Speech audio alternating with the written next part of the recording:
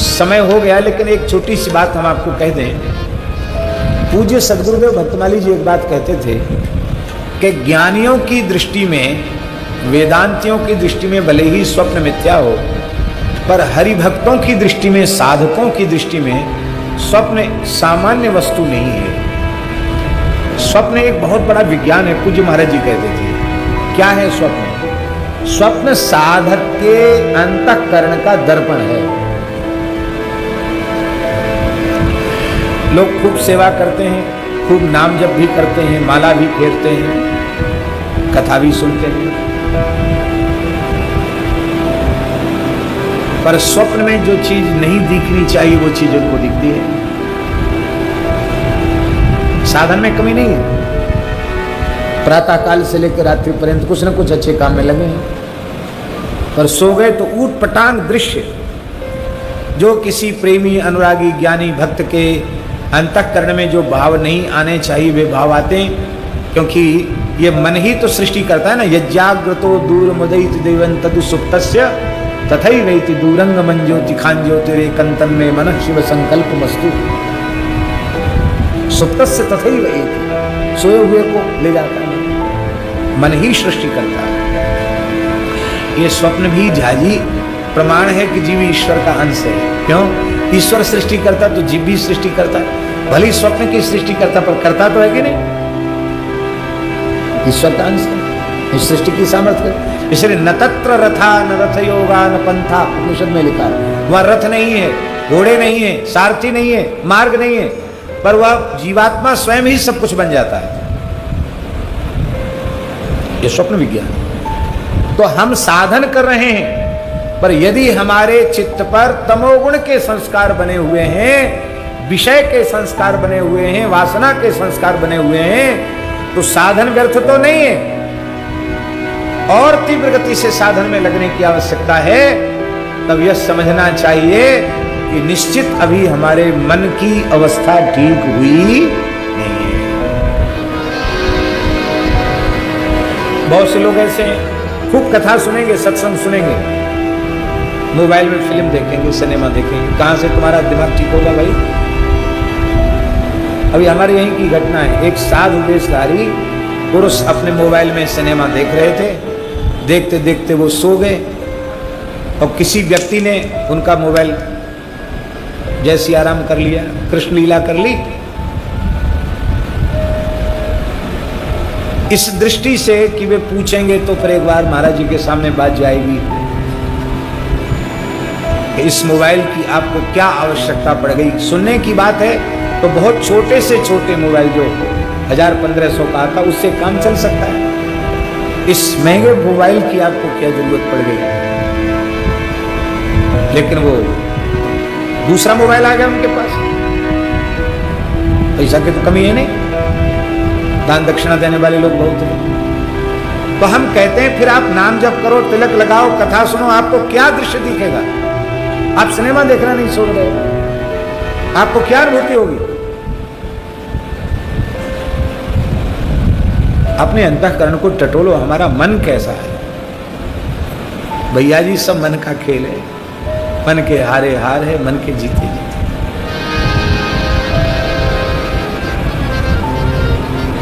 Mobile न देखने पर भी, सिनेमा न देखने पर भी उत्तम दृश्य आते हैं। क्यों आते हैं? ये दिखाने के लिए आते हैं कि अभी तुम अपने साधन पर अहंकार मत करो, अभी तुम्हारी भीतरी हालत क्या है वो ये है। फिर जब तमोगुण के संस्कार भजन करते करते कम होते हैं, तब रजोगुण प्रधान दृश्य दिखते हैं। फिर रजोगुण के संस्कार भी जब साधन करते करते कम होते हैं, तब फिर सात्विक दृश्य दिखते हैं। तीर्थ का, धाम का दर्शन, सरयू जी का, अयोध्या जी का, गंगा जी का, यमुना जी का दर्शन, ऋषि मुनि महात्माओं का दर्शन, देवी देवताओं का दर्शन, ये सात्विक जब चित्त की अवस्था हो जाती है, माने रजोगुण तमोगुण जब मिट जाता है और सत्व गुण में साधक भजन के द्वारा प्रतिष्ठित हो जाता है, तब ऐसे स्वप्न आते हैं। और जब हरिगुरु संतों की कृपा से वह गुणातीत अवस्था की ओर बढ़ता है, तब फिर नित्य सिद्ध रसिक आचार्य चरण दर्शन देते हैं। फिर नित्य विहार की लीला का दर्शन होता है। पर स्वप्न और जागृत दो नहीं रह जाते, स्वप्न भी स्वप्न नहीं रह जाता है। हम आपको क्या कहें, स्वप्न स्वप्न नहीं हुए, महापुरुषों के स्वप्न स्वप्न नहीं रहे।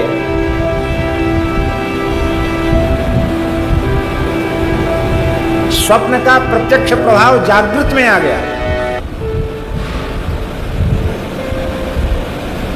एक महात्मा के मन में व्याकुलता हुई, आपको सुन के हंसी आएगी, हंसो, हंसी आए तो आओ, कोई बात नहीं। तो उनके मन में व्याकुलता हुई कि इतना माला फेरते हैं, ठाकुर जी से रो रो के कहते हैं, कभी ठाकुर जी ने स्वप्न में भी दर्शन नहीं दिया। प्रेमी महात्मा। तो बालकृष्ण प्रभु आ गए स्वप्न में, बाबा तू बहुत रोवे, ले मैं आ गया, कहा चाहे आपने बड़ी कृपा की, दर्शन दिया, कुछ नहीं चाहता हूं, अपनी कोई बाल लीला दिखाओ। क्या कहा? भैया जी बरसाने की घटनाएं सत्य घटनाएं, हम जानकर भी संत का नाम नहीं ले रहे, मर्यादा नहीं इसलिए। तो बोले लाल जी दर्शन दिए तो लीला दिखाओ। तो बालकृष्ण थे, नितंग नंगे ठाड़े, खाली जूड़ा बंधा हुआ और उसमें पुष्प गुच्छे हुए, पुष्प से श्रृंगार, कमर में कौंदनी, और आज हरि देखेरी नंगम नंगा, नंगा ठाकुर जी खड़े। तो ठाकुर जी ने अपनी तुत्ती पकड़ी और खड़े खड़े मूतना शुरू किया, बोलो भक्तवत्सल भगवान की। छोटे बच्चे मूतते हैं ना, हाँ, और फिर अपना पुरुषार्थ भी दिखाते हैं, किसकी धार कितनी आगे जाए, ताकत भी लगाते हैं। तो ठाकुर जी ने ऐसी विचित्र लीला दिखाई। अब वो महात्मा स्वप्न में सो रहे, और उनकी ठीक छाती पर गरम गरम कृपा कर दी। हंसने की बात नहीं है, सच्ची बात है। महीना डेढ़ महीने तक वक्षस्थल की सुगंध नहीं गई, पूरे कमरे की सुगंध नहीं गई, छाती गीली हो गई, वस्त्र गीला हो गया, आसन गीला हो गया। उन महात्मा ने अपनी अनुभूति पूजी मोटे गणेश जी वाले महाराज जी को सुनाई। हाँ ऐसा होता। अब बताओ स्वप्न सत्य है कि झूठा, बोलो। दिखे तो स्वप्न में, पर उसकी अनुभूति प्रत्यक्ष में हुई, और उसकी अनुभूति महीनों तक उस कोठरी में बनी रही, एक विलक्षण प्रकार की सुगंध। तो जब ऐसी अवस्था होती है तो श्री ठाकुर जी अपनी मधुर लीलाओं का दर्शन कराते हैं, और स्वप्न में जो कुछ कहते हैं वो एकदम सत्य होता है। स्वप्न स्वप्न नहीं रह जाता है, स्वप्न प्रत्यक्ष हो जाता है। हम आपको क्या कहें, स्वप्न कैसे प्रत्यक्ष होता है? बरसाने में गहुवर वन में पूज्य गुरुदेव भक्तमाली जी की कथा चल रही थी। दास विद्यार्थी जीवन में छोटी अवस्था थी, हम साथ में थे। तो वहाँ एक निम्बार्क संप्रदाय के संत थे श्रृंगारी जी, वो चिकसौली के विप्र बालकों को राधा कृष्ण के स्वरूप में श्रृंगार करते थे, और 2 सखियां बन जाती और युगल सरकार 4। और वही साधु ही साधु मिलजुल के कुछ महावाणी जी के पद गा लिए और आरती कर ली, भोग धरा दिया। और छोटे छोटे बालक हैं, जो खेलें सोई लीला। वहाँ कोई रास के जैसा स्वरूप थोड़ी के, जैसे रास में बढ़िया से बालक सब सीखे हुए होते हैं, वो तो बालक हैं, जैसे खेलने वही लीला। तो उनका सब अधरामृत भी लेते, रास बिहारी का प्रसाद भी लेते।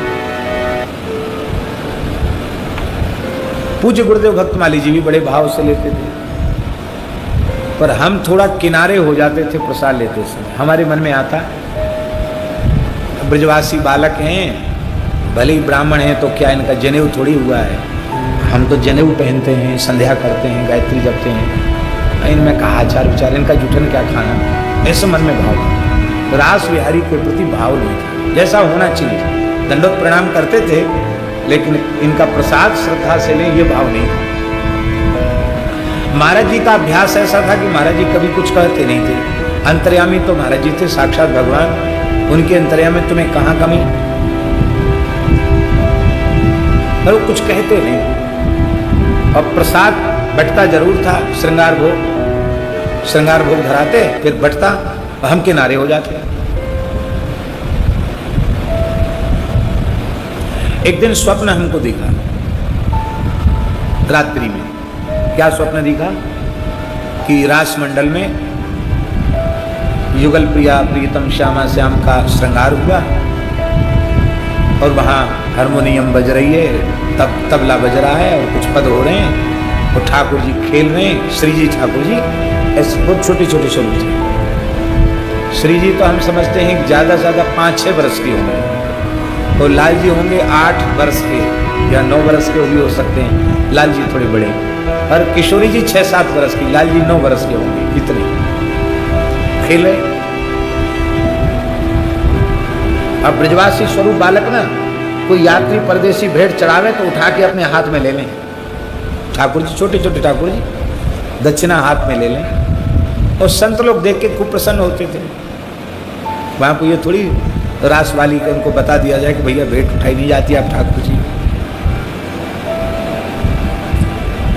तो स्वप्न में क्या दिखा कि ठाकुर जी खेल रहे हैं और खेलते खेलते जहाँ राजा रामदास जी विराजते हैं अभी भी जिस कुटिया में, महाराज जी को उसी कुटिया में आसन था।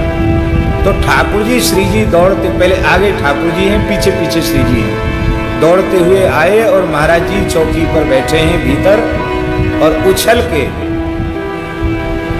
अपने आप युगल सरकार दाहिनी जंघा पर श्री ठाकुर जी बैठ गए और बाईं जंघा पर श्री प्रिया जी बैठ गई। और जब बैठ गए तो महाराज जी बहुत भाव विवल हो गए।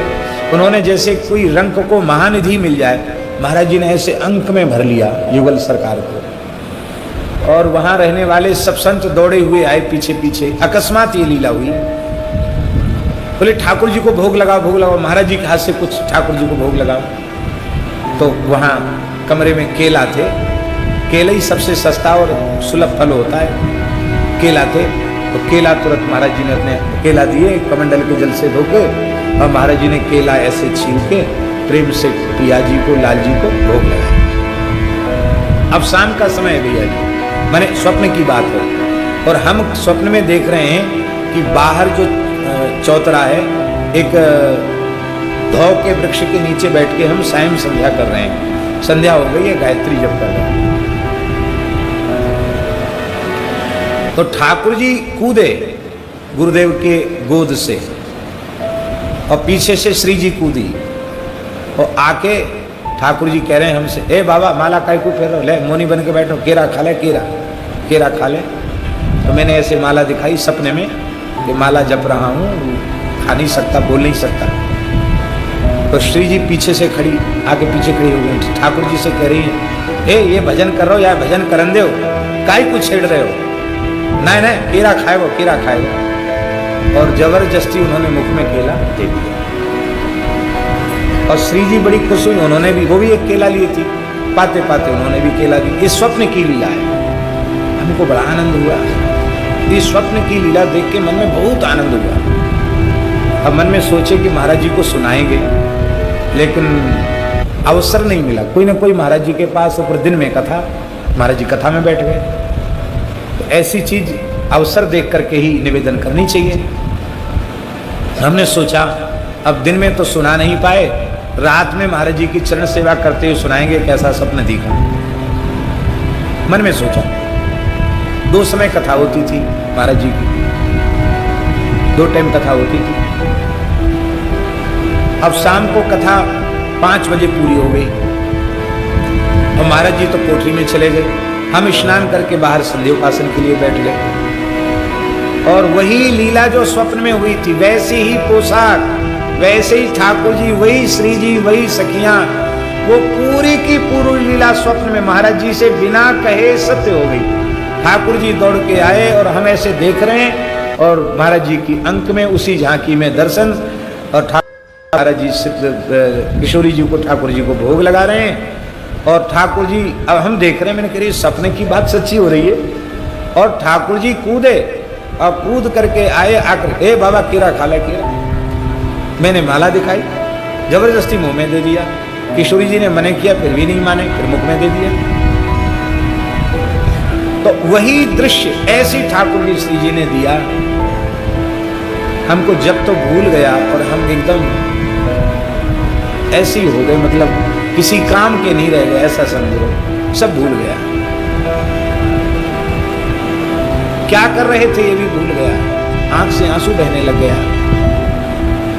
प्रसाद तो मैंने पा लिया। अब रात्रि को मैंने महाराज जी से कहा, महाराज जी हम आपसे कहना चाहते थे लेकिन कहने का अवसर ही नहीं आया। जो स्वप्न में देखा वही 10-12 घंटे के बाद पूरे स्वप्न को सर्वथा सत्य होते हुए देखा। महाराज जी ने कहा, पंडित जी जानते हो इस स्वप्न का और इस प्रत्यक्ष लीला का आशय क्या है? महाराज जी हम तो नहीं जानते। बोले ब्रज के रसिक आचार्यों ने इस स्वरूप में बालकों की अनुभूति नहीं की है, इस स्वरूप में साक्षात ठाकुर जी श्री जी की अनुभूति की है। और तुम्हारे मन के अपरिपक्व भाव को देखकर अपनी ओर से ठाकुर जी श्री जी ने कृपा की है। और इनको ब्रजवासी बालक मत मानो, इनको साक्षात राधा कृष्ण मानो। उस दिन से गुरुदेव भगवान की कृपा से, उनकी करुणा से दास का भाव तो ये रहता है, ठाकुर जी स्वरूप में होएं तो और स्वरूप में न होएं तो, जिसके मस्तक पर मुकुट विराजमान हो गया, चंद्रिका विराजमान हो गई, वो ठाकुर जी श्री जी ही है। यद्यपि बालक दंडोत कर लेते हैं, मन में बड़ा संकोच होता है, लेकिन मन में होता है ये ठाकुर जी नहीं, ये श्री जी, इनको ठाकुर जी के रूप में देखा, इनको श्री जी के रूप में देखा, इनसे हम प्रणाम कैसे ले सकते हैं? साक्षात। तो स्वप्न जो है वो सामान्य नहीं। अब आप कैसे कहोगे, तो हम ये बात कहने की नहीं है, लेकिन हम इसलिए निवेदन कर रहे हैं कि स्वप्न भी सर्वथा सत्य होता है। बहुत सी ऐसी बातें जीवन में भगवत कृपा से लोगों के घटित हो जाती हैं। समय हो गया, लेकिन एक छोटी सी बात हम आपको कह दें। पूज्य सद्गुरुदेव भक्तमाली जी एक बात कहते थे कि ज्ञानियों की दृष्टि में, वेदांतियों की दृष्टि में भले ही स्वप्न मिथ्या हो, पर हरिभक्तों की दृष्टि में, साधकों की दृष्टि में स्वप्न सामान्य वस्तु नहीं है। स्वप्न एक बहुत बड़ा विज्ञान है। पूज्य महाराज जी कहते थे, क्या है स्वप्न? स्वप्न साधक के अंतःकरण का दर्पण है। लोग खूब सेवा करते हैं, खूब नाम जप भी करते हैं, माला भी फेरते हैं, कथा भी सुनते हैं, पर स्वप्न में जो चीज नहीं दिखनी चाहिए वो चीज उनको दिखती है। साधन में कमी नहीं है, प्रातः काल से लेकर रात्रि पर्यंत कुछ न कुछ अच्छे काम में लगे हैं, पर सो गए तो ऊट पटांग दृश्य जो किसी प्रेमी, अनुरागी, ज्ञानी भक्त के अंतःकरण में जो भाव नहीं आने चाहिए वे भाव आते हैं, क्योंकि ये मन ही तो सृष्टि करता है ना। यज्ञाग्रतो दूर मुदयित देवन तदु सुप्तस्य तथैवैति दूरंग मन ज्योति खान ज्योतिरे कंतन में मन शिव संकल्प मस्तु। सुप्तस्य तथैवैति, सोए हुए को ले जाता है, मन ही सृष्टि करता है। ये स्वप्न भी झाजी प्रमाण है कि जीव ईश्वर का अंश है। क्यों? ईश्वर सृष्टि करता तो जीव भी सृष्टि करता है। भले स्वप्न की सृष्टि करता, पर करता तो है कि नहीं? ईश्वर का अंश है, इस सृष्टि की सामर्थ्य। इसलिए न तत्र रथा न रथ योगा न पंथा, उपनिषद में लिखा है। वह रथ नहीं है, घोड़े नहीं है, सारथी नहीं है, मार्ग नहीं है, पर वह जीवात्मा स्वयं ही सब कुछ बन जाता है। यह स्वप्न विज्ञान। तो हम साधन कर रहे हैं, पर यदि हमारे चित्त पर तमोगुण के संस्कार बने हुए हैं, विषय के संस्कार बने हुए हैं, वासना के संस्कार बने हुए हैं, तो साधन व्यर्थ तो नहीं है। और तीव्र गति से साधन में लगने की आवश्यकता है। तब यह समझना चाहिए कि निश्चित अभी हमारे मन की अवस्था ठीक हुई नहीं है। बहुत से लोग ऐसे हैं, खूब कथा सुनेंगे, सत्संग सुनेंगे, मोबाइल में फिल्म देखेंगे, सिनेमा देखेंगे। कहां से तुम्हारा दिमाग ठीक होगा भाई? अभी हमारे यहीं की घटना है। एक साधु वेशधारी पुरुष अपने मोबाइल में सिनेमा देख रहे थे। देखते देखते वो सो गए और किसी व्यक्ति ने उनका मोबाइल जैसी आराम कर लिया, कृष्ण लीला कर ली।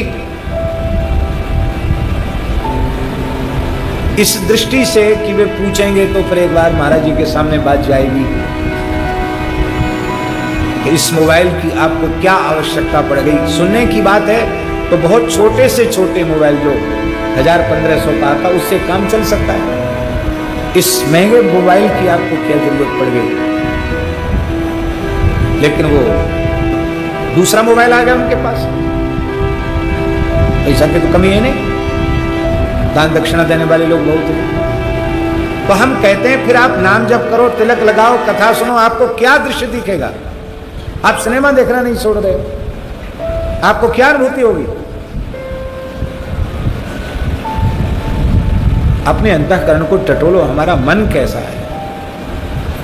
भैया जी सब मन का खेल है, मन के हारे हार है, मन के जीते जीते।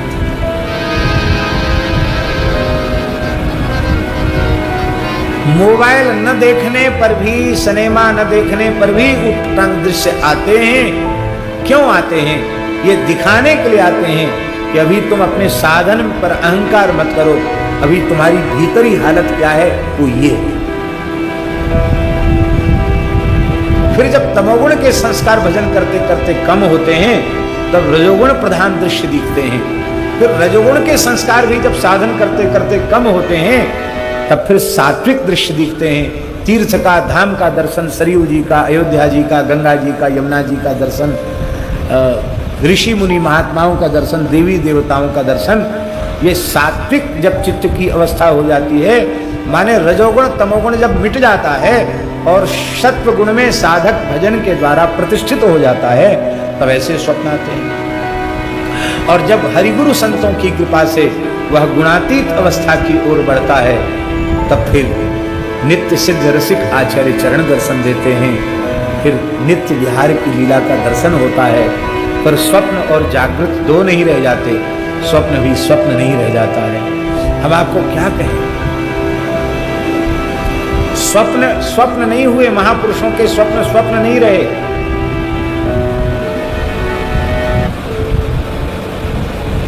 स्वप्न का प्रत्यक्ष प्रभाव जागृत में आ गया। एक महात्मा के मन में व्याकुलता हुई, आपको सुन के हंसी आएगी, हंसो, हंसी आए तो आओ, कोई बात नहीं। उनके मन में व्याकुलता हुई कि इतना माला फेरते हैं, ठाकुर जी से रो रो के कहते हैं, कभी ठाकुर जी ने स्वप्न में भी दर्शन नहीं दिया। प्रेमी महात्मा। तो बालकृष्ण प्रभु आ गए स्वप्न में, बाबा तू बहुत रोवे, ले मैं आ गया, कहा चाहे। आपने बड़ी कृपा की, दर्शन दिया, कुछ नहीं चाहता हूं, अपनी कोई बाल लीला दिखाओ। क्या कहा? भैया जी बरसाने की घटनाएं सत्य घटनाएं, हम जानकर भी संत का नाम नहीं ले रहे हैं, मर्यादा नहीं है इसलिए। तो बोले लाल जी दर्शन दिए तो लीला दिखाओ। तो बालकृष्ण तो बालकृष्ण, नितंग नंगे ठाड़े, खाली जूड़ा बंधा हुआ और उसमें पुष्प गुच्छे हुए, पुष्प से श्रृंगार, कमर में कोंदनी, और आज हरि देखेरी नंगम नंगा, नंगा ठाकुर जी खड़े। तो ठाकुर जी ने अपनी तुत्ती पकड़ी और खड़े खड़े मूतना शुरू किया, बोलो भक्तवत्सल भगवान की। छोटे बच्चे मूतते हैं ना, हाँ, और फिर अपना पुरुषार्थ भी दिखाते हैं, किसकी धार कितनी आगे जा है, ताकत भी लगाते हैं। तो ठाकुर जी ने ऐसी विचित्र लीला दिखाई। अब वो महात्मा स्वप्न में सो रहे, और उनकी ठीक छाती पर गरम गरम कृपा कर दी। हंसने की बात नहीं है, सच्ची बात है। महीना 1.5 महीने तक वक्षस्थल की सुगंध नहीं गई, पूरे कमरे की सुगंध नहीं गई, छाती गीली हो गई, वस्त्र गीला हो गया, आसन गीला हो गया। उन महात्मा ने अपनी अनुभूति पूजी मोटे गणेश जी वाले महाराज जी को सुनाई। हाँ ऐसा होता। अब बताओ स्वप्न सत्य है कि झूठा? बोलो। दिखे तो स्वप्न में, पर उसकी अनुभूति प्रत्यक्ष में हुई, और उसकी अनुभूति महीनों तक उस कोठरी में बनी रही, एक विलक्षण प्रकार की सुगंध। तो जब ऐसी अवस्था होती है तो श्री ठाकुर जी अपनी मधुर लीलाओं का दर्शन कराते हैं, और स्वप्न में जो कुछ कहते हैं वो एकदम सत्य होता है। स्वप्न स्वप्न नहीं रह जाता है, स्वप्न प्रत्यक्ष हो जाता है। हम आपको क्या कहें, स्वप्न कैसे प्रत्यक्ष होता है? बरसाने में गहुवर वन में पूज्य गुरुदेव भक्तमाली जी की कथा चल रही थी। दास विद्यार्थी जीवन में छोटी अवस्था थी, हम साथ में थे। तो वहाँ एक निम्बार्क संप्रदाय के संत थे श्रृंगारी जी। वो चिकसौली के विप्र बालकों को राधा कृष्ण के स्वरूप में श्रृंगार करते थे और 2 सखियां बन जाती हैं और युगल सरकार 4। और वही साधु ही साधु मिलजुल के कुछ महावाणी जी के पद गा लिए और आरती कर ली, भोग धरा दिया। और छोटे छोटे बालक हैं, जो खेलें सोई लीला। वहाँ कोई रास के जैसा स्वरूप थोड़ी के जैसे रास में बढ़िया से वो बालक सब सीखे हुए होते हैं, वो तो बालक हैं, जैसे खेलें वही लीला। तो उनका सब अधरामृत भी लेते, रास बिहारी का प्रसाद भी लेते। पूज्य गुरुदेव भक्तमाली जी भी बड़े भाव से लेते थे, पर हम थोड़ा किनारे हो जाते थे प्रसाद लेते समय। हमारे मन में आता, ब्रजवासी बालक हैं, भले ही ब्राह्मण हैं, तो क्या इनका जनेऊ थोड़ी हुआ है? हम तो जनेऊ पहनते हैं, संध्या करते हैं, गायत्री जपते हैं। इनमें कहा आचार विचार, इनका जूठन क्या खाना, ऐसे मन में भाव है। रास बिहारी के प्रति भाव नहीं था, जैसा होना चाहिए। दंडोत प्रणाम करते थे, लेकिन इनका प्रसाद श्रद्धा से लें, ये भाव नहीं था। महाराज जी का अभ्यास ऐसा था कि महाराज जी कभी कुछ कहते नहीं थे। अंतर्यामी तो महाराज जी थे, साक्षात भगवान। उनके अंतर्यामी तुम्हें कहाँ कमी, और वो कुछ कहते नहीं। और प्रसाद बटता जरूर था, श्रृंगार भोग धराते, फिर बटता, हम किनारे हो जाते। एक दिन स्वप्न हमको दिखा रात्रि में। क्या स्वप्न दिखा कि रास मंडल में युगल प्रिया प्रीतम श्यामा श्याम का श्रृंगार हुआ और वहाँ हारमोनियम बज रही है, तब तबला बज रहा है और कुछ पद हो रहे हैं और ठाकुर जी खेल रहे हैं। श्री जी ठाकुर जी ऐसे बहुत छोटे छोटे स्वरूप थे। श्री जी तो हम समझते हैं कि ज़्यादा से ज़्यादा 5-6 वर्ष के होंगे, और लाल जी होंगे 8 वर्ष के या 9 वर्ष के भी हो सकते हैं। लाल जी थोड़े बड़े, और किशोरी जी 6-7 वर्ष की, लाल जी 9 वर्ष के होंगे। इतने खेले। अब ब्रजवासी स्वरूप बालक ना, कोई यात्री परदेसी भेंट चढ़ावे तो उठा के अपने हाथ में ले लें। ठाकुर जी छोटे छोटे ठाकुर जी दक्षिणा हाथ में ले लें, और संत लोग देख के खूब प्रसन्न होते थे। वहाँ को ये थोड़ी रास वाली को उनको बता दिया जाए कि भैया भेंट उठाई नहीं जाती आप ठाकुर जी। तो स्वप्न में क्या दिखा कि ठाकुर जी खेल रहे हैं, और खेलते खेलते जहाँ राजा रामदास जी विराजते हैं अभी भी जिस कुटिया में, महाराज जी को उसी कुटिया में आसन था। तो ठाकुर जी श्री जी दौड़ते, पहले आगे ठाकुर जी हैं, पीछे पीछे श्री जी हैं, दौड़ते हुए आए और महाराज जी चौकी पर बैठे हैं भीतर, और उछल के अपने आप युगल सरकार दाहिनी जंघा पर श्री ठाकुर जी बैठ गए और बाईं जंघा पर श्री प्रिया जी बैठ गई। और जब बैठ गए तो महाराज जी बहुत भाव विवल हो गए। उन्होंने जैसे कोई रंक को महानिधि मिल जाए, महाराज जी ने ऐसे अंक में भर लिया युगल सरकार को। और वहाँ रहने वाले सब संत दौड़े हुए आए पीछे पीछे। अकस्मात ये लीला हुई, बोले ठाकुर जी को भोग लगाओ, महाराज जी के हाथ से कुछ ठाकुर जी को भोग लगाओ। तो वहाँ कमरे में केला थे, केला ही सबसे सस्ता और सुलभ फल होता है, केला थे। तो केला तुरंत महाराज जी ने अपने केला दिए, कमंडल के जल से धो के, और महाराज जी ने केला ऐसे छील के प्रेम से प्रिया जी को, लाल जी को भोग लगाया। अब शाम का समय है भैया जी, माने स्वप्न की बात है, और हम स्वप्न में देख रहे हैं कि बाहर जो चौतरा है, एक धौ के वृक्ष के नीचे बैठ के हम सायं संध्या कर रहे हैं। संध्या हो गई है, गायत्री जप कर रहे हैं। तो ठाकुर जी कूदे गुरुदेव के गोद से, और पीछे से श्री जी कूदी, और आके ठाकुर जी कह रहे हैं हमसे, ए बाबा माला काय को फेर ले, मोनी बन के बैठो, केरा खा ले, केरा खा ले। तो मैंने ऐसे माला दिखाई सपने में कि माला जप रहा हूँ, खा नहीं सकता, बोल नहीं सकता। तो श्री जी पीछे से खड़ी, आगे पीछे खड़ी हो गई, ठाकुर जी से कह रही है, ए ये भजन कर रहे हो या भजन करन दे हो, काय को छेड़ रहे हो? नहीं केरा खाएगो, केरा खाएगो। और जबरदस्ती उन्होंने मुख में केला दे दिया। और श्री जी बड़ी खुश हुई, उन्होंने भी, वो भी एक केला ली थी, पाते पाते उन्होंने भी केला दी। इस स्वप्न की लीला है। हमको बड़ा आनंद हुआ, इस स्वप्न की लीला देख के मन में बहुत आनंद हुआ। अब मन में सोचे कि महाराज जी को सुनाएंगे, लेकिन अवसर नहीं मिला। कोई ना कोई महाराज जी के पास ऊपर दिन में कथा, महाराज जी कथा में बैठ गए। तो ऐसी चीज अवसर देख करके ही निवेदन करनी चाहिए। हमने सोचा अब दिन में तो सुना नहीं पाए, रात में महाराज जी की चरण सेवा करते हुए सुनाएंगे, कैसा सपना दिखा। मन में सोचा। 2 समय कथा होती थी महाराज जी की, 2 टाइम कथा होती थी।